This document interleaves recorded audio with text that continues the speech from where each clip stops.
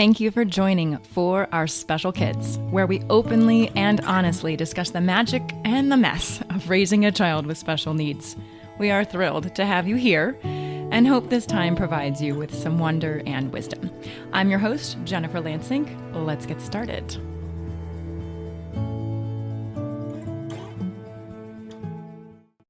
I am here with Ben and Anna, the BenAnna Band crew, which is so exciting. Let me go ahead and do your bio, and then we will jump right into some questions. So BenAnna Band is a children's band that focuses on inclusion, yes, and music for all ages, abilities, and identities.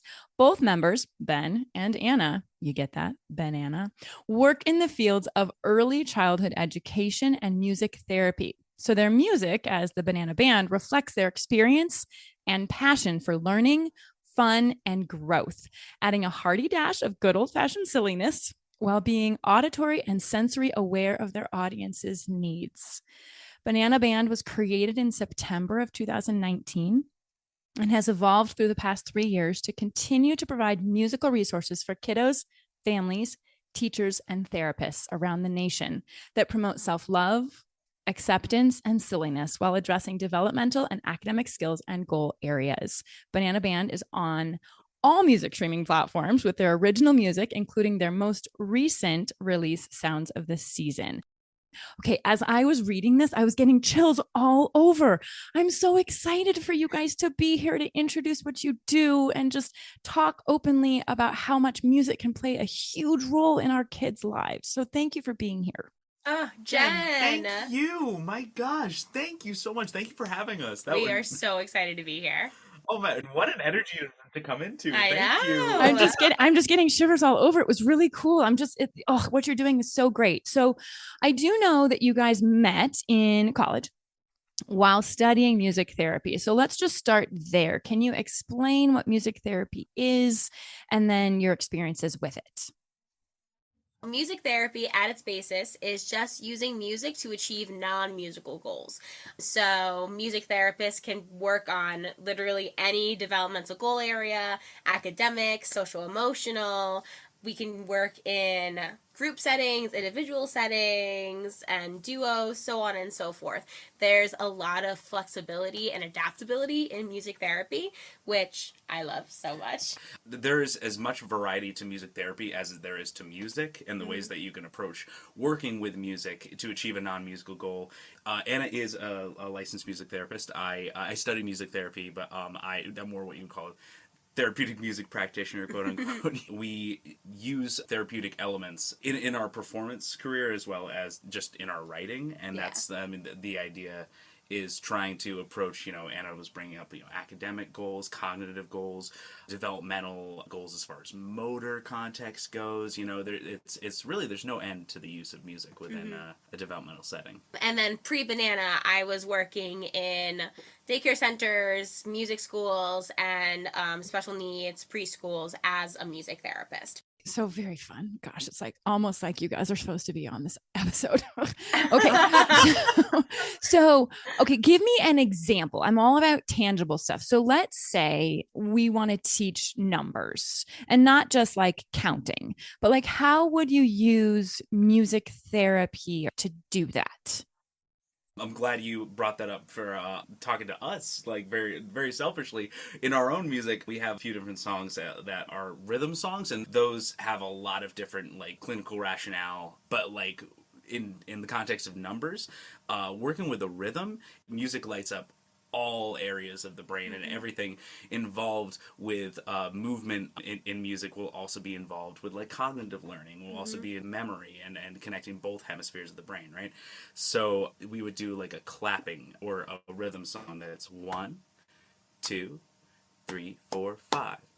1, 2, 3, 4, 5, and we introduce that topic and we reinforce that throughout the song, but we also leave it for the kiddos and families with the kiddos to explore in the music, so it's sort of a freer experience while it's still being reinforced by that music throughout the song, if that makes sense. So could you then take that rhythm and just go backwards? Exactly. Absolutely. Yeah. Let's try 5, 4, 3, 2, 2, 1. 1. Oh, I've got Yay. it. Okay. One of my favorite ways of using numbers in music is normally with a sequencing song. So something very simple like 5 green speckled frogs, especially adding the visual component of having the frogs on a display. And so as each frog jumps in the pool, before you move on to the next verse, you encourage the students to be like, how many frogs do we have left? We had 5, 1 left, and so on and so forth. That's one of my favorite ways to incorporate numbers and counting in music. We do that. We have our original song, rhythm song Clap Along, which is a song that moves forward by 1 each verse, and it's a new rhythm. And so we start with 2, and then we go to 3, and then we go to 4, and we love that song especially because the tempo changes, and so the numbers have to get faster, which means the kiddos need to shift auditory and environmental awareness to know that it's getting faster, and having that internal rhythm of being able to clap to the basic beat, stomp their feet to the basic beat, further encourages motor balance in their bodies as well. Having a stronger rhythmic internal beat helps with increasing gait and keeping stable gait. We use numbers at least once in all of our performances. Several times. You sent me some clips, and I know you sent me the clapping 1, 2, 3, 4. Is that the song you're referencing? Okay, I'll go ahead and we'll pause for a moment, and I'll play that so then people can really just understand what you're talking about. Really fast now. Go 1, 2, 3, 4. 1, 2, 3, 4. 1, 2, 3, 4. 1, 2, 3, 4. 1, 2, 3, 4. 1, 2, 3, 4. Yeah, let's try it again. It goes 1, 2, 3, 4. 1, 2, 3, 4. 1, 2, 3, 4. 1, 2, 3, 4. 1, 2, 3, 4. 1, 2, 3, 4. Counting up to 4. There's so many counting rhythms to explore.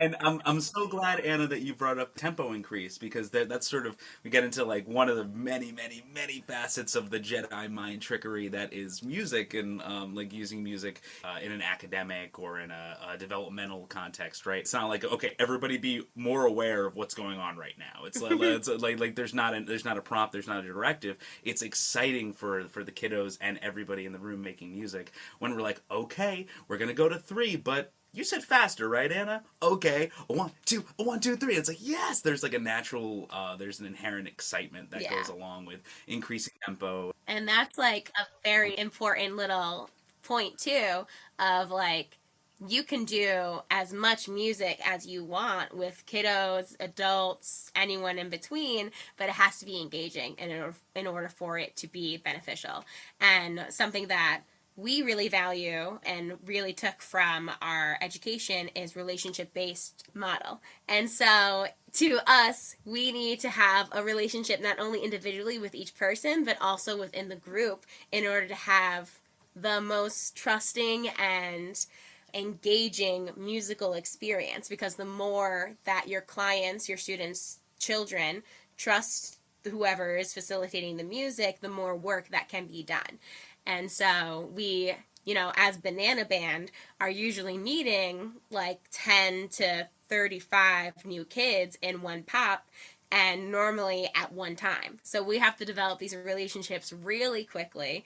And it's also needing to access and ask the caretakers for their help as well to engage. This way the kiddos have a model. Yeah. So that's what I'm going to back up for 1 second. So Teal is, we like to call her verbal-ish. And we know that there are a lot of children that are verbal-ish, right? Sometimes songs, even before the tempo picks up, are too fast for her. Mm-hmm. And so I really just want to have a slow down button on some songs to say, hey, we're going to really just slow it down so that when you're happy and clap your hands. Okay, that's too fast for her. Because it goes to the next, when you're happy and clap your hands. And she hasn't even gotten her 2 claps out yet.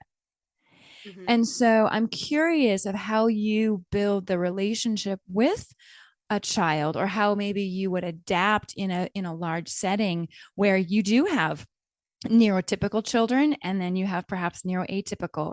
How do you adjust for that type of a group? Because that relationship and trust is really important.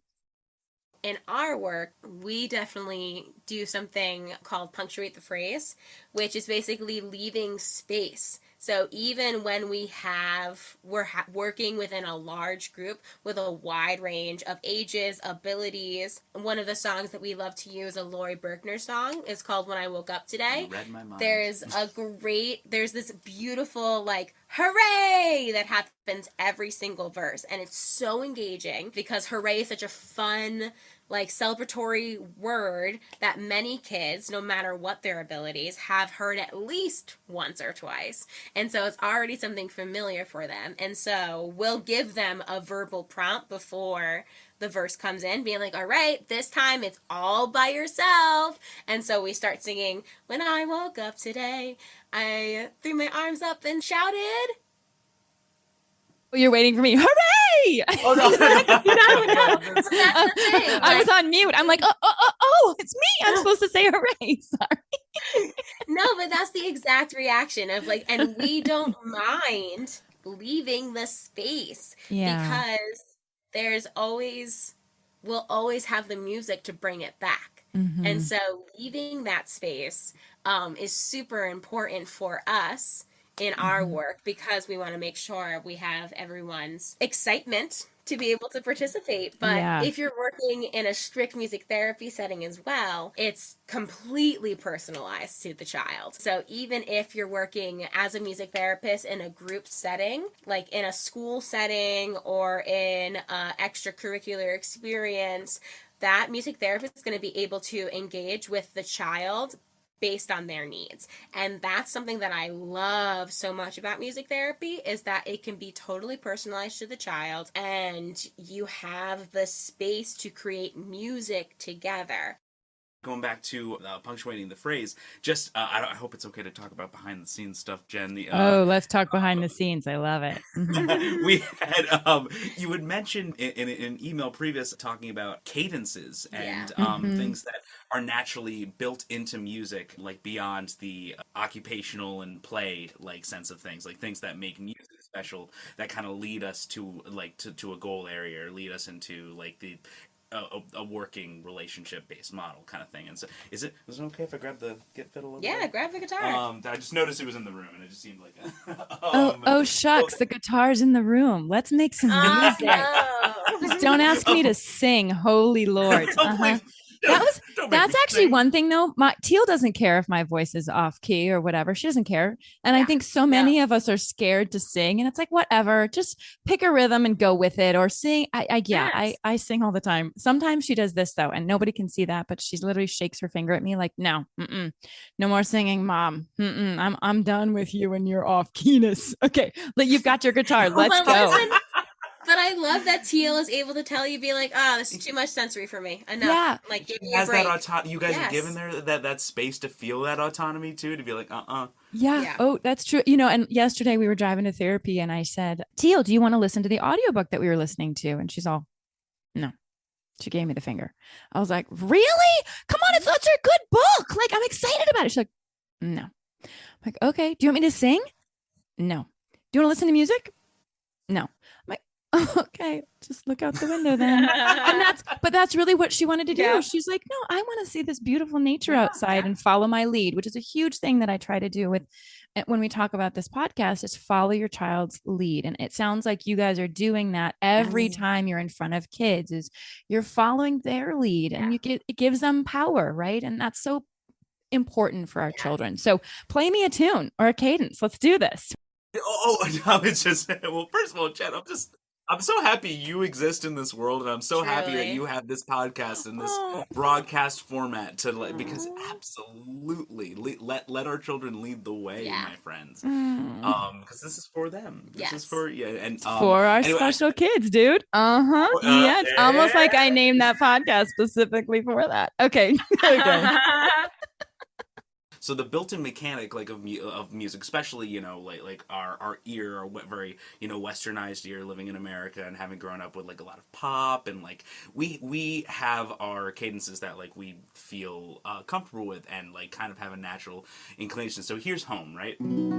So that's like our one chord, right? It's like do re mi fa sol la ti do, right? Uh-huh. So if we were doing that song like when I woke up to, in that moment that we're punctuating the phrase and leaving space for something that's like, oh no, you don't have to get it before we finish. Like we finish the four beats before we finish the bar. If we want to leave space for our kiddos, we can just kind of lead them with just a cadence with a chord, right? So when I shouted out, and then if there's no response, we leave a and Like maybe even adding some more tension and adding some more and anticipation this kind of musically. wants to come here.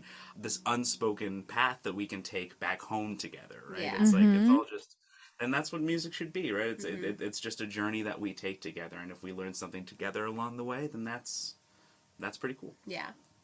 So in terms of like, I love that pausing and giving space. Actually, it's one thing that I have learned from Teal's pre-K teacher was when I ask her a question, I used to count to 10 before I expected her to respond. And to just kind of put that into perspective for you, that's a long time counting to 10 to wait for a Yeah. child to say yes or no or to put in a word. And as she's gotten more auditorily comfortable, that's another phrase we can use, auditorily comfortable, I can wait 5 seconds now, but it is really important to give space for children to create those connections in their brain. And to then, for some of these children, it's really hard. They know what they want to say, but they can't get it out. And so I love it that you're giving space and then maybe even adding one more, chord to bring it out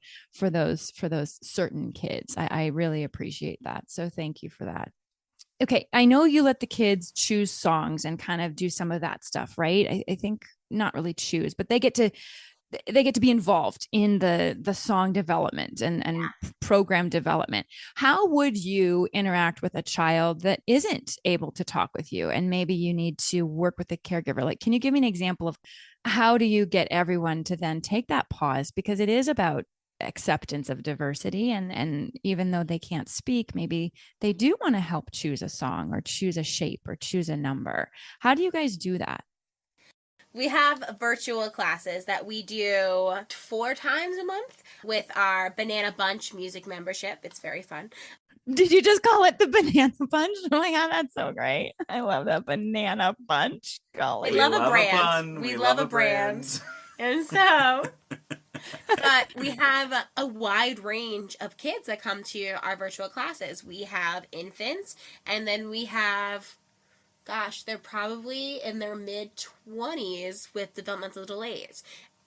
What we like to do in our music classes is give all of our parents and our caretakers and our older adults a theme beforehand. So just on Tuesday, our theme was like harvest and vegetables.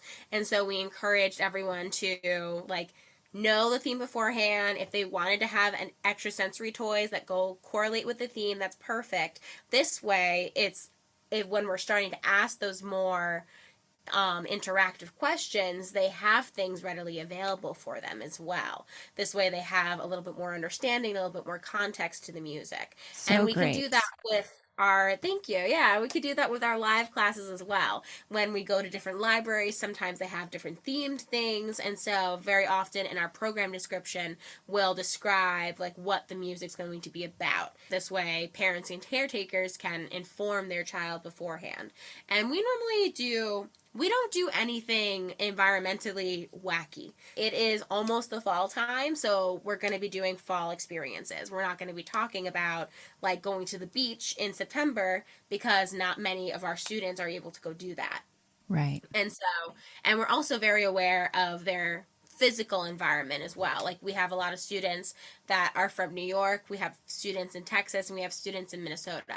When we talk about the weather, we're really like, we have a wide range of places to talk about and to experience. We're like, our Texas friends don't see a lot of snow and stuff like that. When it comes to engaging in the moment based on students that might are verbal-ish or have different verbal abilities than other students, like engaging with the caretaker beforehand, and also encouraging especially our virtual students to look around their place to try to find things that they can engage with. Of like, we're constantly using like their windows and asking them to bring up toys to the camera, even if they have nothing to do with what we're talking about. We're just trying to do anything to engage. Like, we have an and older grant autonomy too, exactly like, to encourage autonomy. It almost seems counterintuitive to, we're talking about using music to accomplish like specific non-musical goals and developmental goals, but sometimes a great developmental goal in terms of talking about like autonomy, in terms about like letting the kiddo be within their own space, kiddo, client, student, whoever we're working with, right, is to just allow a musical space for a person to interpret the music how they want. So I'm thinking that specific class Anna was talking about, our this past Tuesday we did a harvest theme, and we did one of our originals, our scarecrow dance, the old scarecrow 1 2 3. That's what we call it. Yes. It's a very physical song, and we have a lead up that's like 1 2 3, jump up and put your legs together. That's an incredibly demanding physical prompt, right? Yeah, and yeah. that's in the original recording of the song, and we still will prompt that, but we'll make sure that we verbally address and within the music address that anybody who is within the music with us can dance however they want their scarecrow to look like. And we want to include the lyric like, can you show me your scarecrow moves? It's because like we want to see what everybody's, not only do we want to experience like everybody's interpretation of the song, but it's so important developmentally and spiritually, emotionally, socially to get to do your own thing. Yeah. So we want to. Can we play a clip of that right now and let people hear it? Sure, Absolutely. I could dance all day and night. And I'm starting to feel just like what? a scarecrow. Hey, what do you know? I'm keeping it real, standing out in my field, gonna put on a scarecrow show. Scarecrow. Hey, what a goof. I'm the top of the pops, keep gross my crops, gonna show you my scarecrow moves. Gonna show you my scarecrow moves. Gonna show you my scarecrow moves.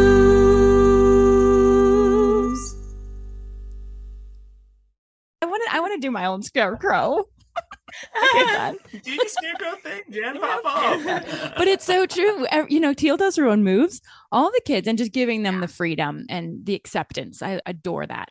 I'm going to jump to something you mentioned previously, Ben, about how the brain lights up when you're learning and how music really does combine both hemispheres. Will you talk a little bit about that and why the brain is so valuable when it comes to learning in this way? Throughout our day, especially like with working with things like just executive tasks, executive functioning, we use our brain in such very specific ways that when music, whether we're playing or listening to music, when we're working with music, the music is actually working us. It's working several different areas of the brain at the same time, and encouraging to work in harmony with itself. A lot of that has to do with neuroplasticity and allowing the creation of new neural pathways to be made that we can practice in these same musical ways, using the same song, the same dynamic within it, like the same theme with different songs, yada yada. I mentioned before connecting both sides of the brain, the corpus callosum, the fibrous material that helps communicate from right to left, is so incredibly influenced by music, as well as the motor cortex, which is involved in movement while dancing, playing an instrument. We always bring instruments to our sanitized, as we always like to say, sanitized, boiled, exercised, and sanitized again. But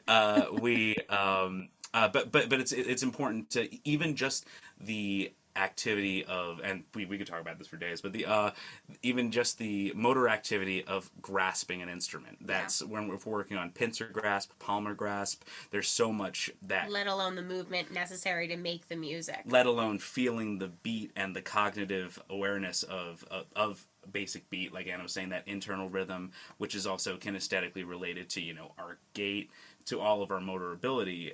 All of this stuff, works together, let alone that's without even adding, lyrics. Like we're talking about lyrics, we're talking about prefrontal cortex stuff, controlling behavior, expression, decision making. The amygdala are like emotional reactions to the music, like, our sensory cortex, we're getting so much tactile feedback while we're playing instruments, dancing, yada yada. Obviously the auditory cortex, I mean, we talk about an earworm. How do we know our alphabet? Yeah, A, you B, sing this C, song. D.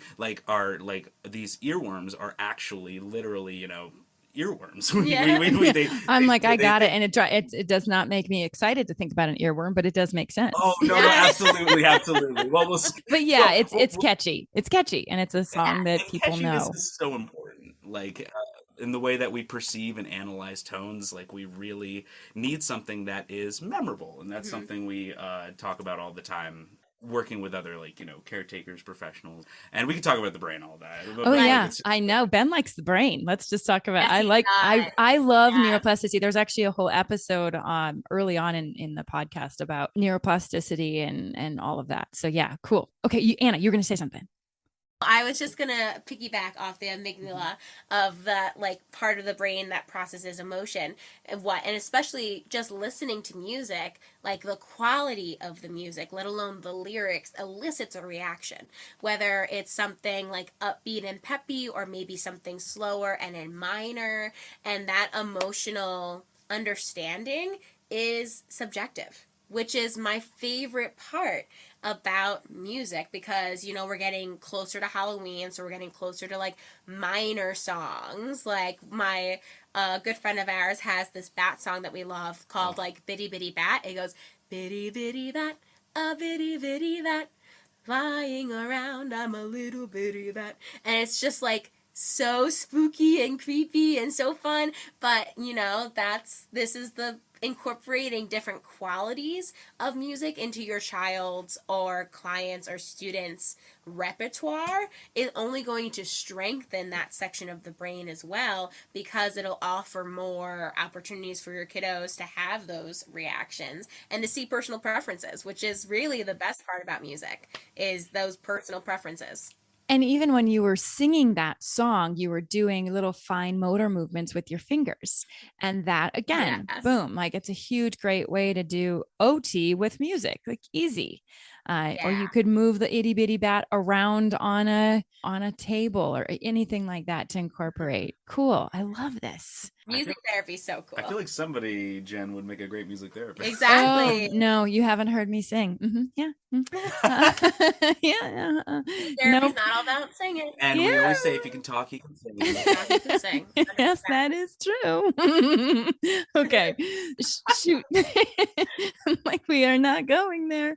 Okay. So I want to definitely put in some clips of your music like we've talked about, but one of the songs, the Rainbow Breath song, that's not what it's called, but that's how I associate it.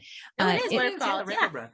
What I really love about that is, for me, I was breathing while you were singing and I was doing it. And I think we talk a little bit about how important the nervous system is in learning, and that always going fast and fun and upbeat, that's not always good for our nervous system as well. Having the pausing is really good for the nervous system. Having a moment to breathe and to feel yourself so that you can then be more who you are while you're learning. I think your song does that so beautifully. And I'll play a little clip for everyone to hear, and then we can talk about it. Okay, hold on. And the world feels a little bit calmer than it did just a second ago. So let the breath come in when your arms reach high. Let the breath come out when you stretch out wide. I can take a rainbow breath to focus or to calm my stress. I make the world glow when I breathe a rainbow. I make the world glow when I breathe a rainbow.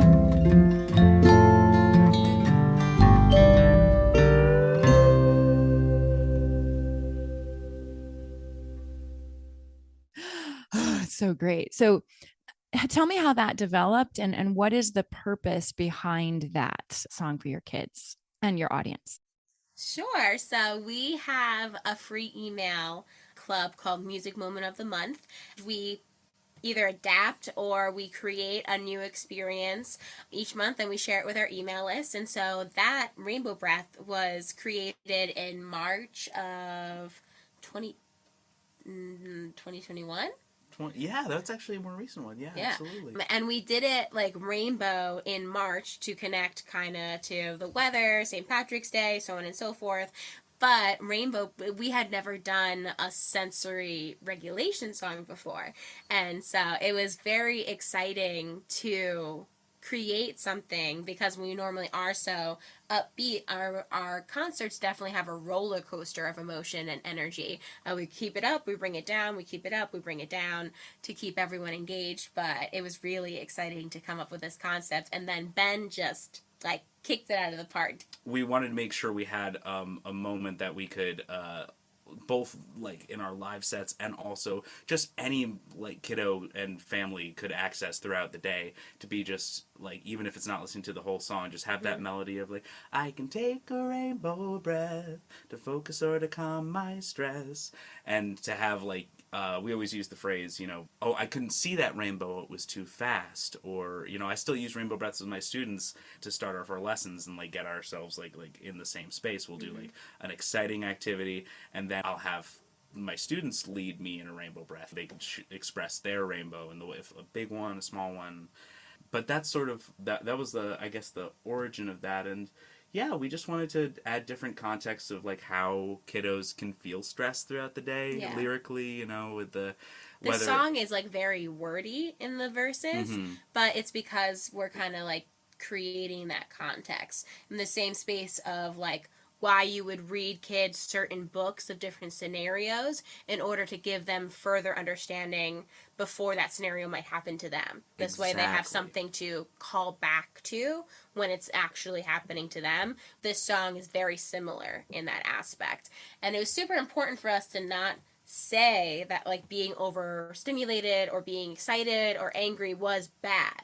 You know, it was, this song is to just a tool if you want to refocus your energy, and so on and so forth. And that's wonderful. I think all of us are getting better at not demonizing negative emotions, basically, right? Like it's okay to feel. It's not necessarily okay to act out with that feeling, but it's okay to feel it, you know, and it's okay to be frustrated. I say that to Teal a lot. Oh, I understand that you are frustrated right now, you know, and I don't laugh at her. I try not to laugh at her. I just, when I say it out loud to myself, I'm like, yeah, I say that quite a bit actually, but kids do have frustration, just like adults have frustration, right? I mean, we all do it. And I think your songs are such a good example of how you can bring the energy up in a space. But then, like you said, you can also give tools through learning, tools through relaxation, tools through breathing. And you're really connecting beautifully with these kids. And I'm excited to have people go and figure out more about you and listen more and subscribe to the BenAnna Bunch, because come on, that's exciting. And you know, be a part of your email list. So how can people find you? You can find us on all social media. We are the BenAnna Band, so you can find us. It's just our names, and it sounds like the fruit. BenAnna. Yes, and we have Ben a and website. Anna. Ben and Anna. So cool. And we have a website too called www.benannaband.com. That's where you can find our performances, our original music, our YouTube, all the free resources that we provide, and all of the stuff if you want to exchange energy and compensate for other things as well. And I mean, you can find us on all our social media platforms. We're on Instagram, Facebook, TikTok, not Twitter, but everything but Twitter. But go check it out, because Anna is a social media wizard. Well, I'm so excited that you joined us today and shared your music and shared your passion, because you can feel it if anybody hasn't figured out, they both have beautiful voices and you complement each other wonderfully. So well done on creating an incredible, incredible tool for other families to use. So thank you so much for joining us, and we will talk with you soon. Thank you. Thank you so much for joining us today. I hope you found 1 or 2 meaningful nuggets of information to make your day better. If you think there's value in what we do, please take a moment to tell another friend, family member, or caregiver. We'd love to hear from you at forourspecialkids@gmail.com. You can send in a question, a comment, a topic that you'd like to learn more about, or if you'd like us to highlight a certain person, please send that information to us. It makes our show so much better and so much more valuable for you. Our Facebook and Instagram handle is For Our Special Kids. And finally, remember to witness the wonder and the wisdom within yourself and others. Until next time.